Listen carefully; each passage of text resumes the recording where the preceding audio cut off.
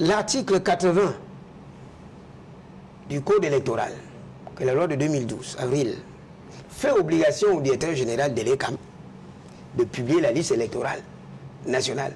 Mais il ne le fait pas au vu et au su de tout le monde. C'est donc pour vous dire que, s'il vous plaît, l'état de droit chez nous pose un sérieux problème.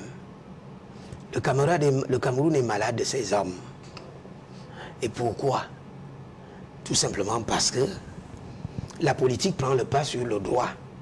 C'est justement la raison pour laquelle il faut avancer avec une nouvelle gouvernance. Parce que vous avez une certaine culture politique qui s'est incrustée, qui amène à penser que certaines autorités sont au-dessus de la loi.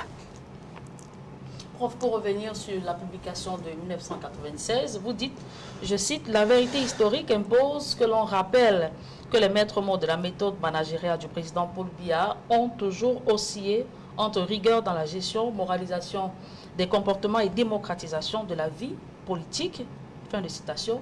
25 ans après, vous maintenez la même déclaration ou alors quelque chose a changé? Non. S'il vous plaît, voilà, il faut bien situer le contexte parce que vous prenez un bout de phrase. Je rappelle simplement son discours politique.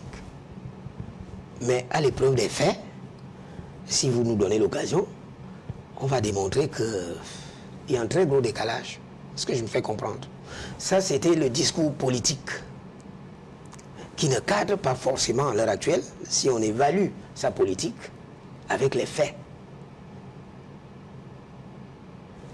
Cette publication a été faite dans le cadre de la révision de la Constitution de 1996. Et il fallait accoler au discours politique la règle de droit, novatrice, nouvelle. Mais on se rend compte au fil du temps que ce n'est pas tellement ça. Et je pense que vous nous donnez l'occasion de revenir là-dessus et de développer la question.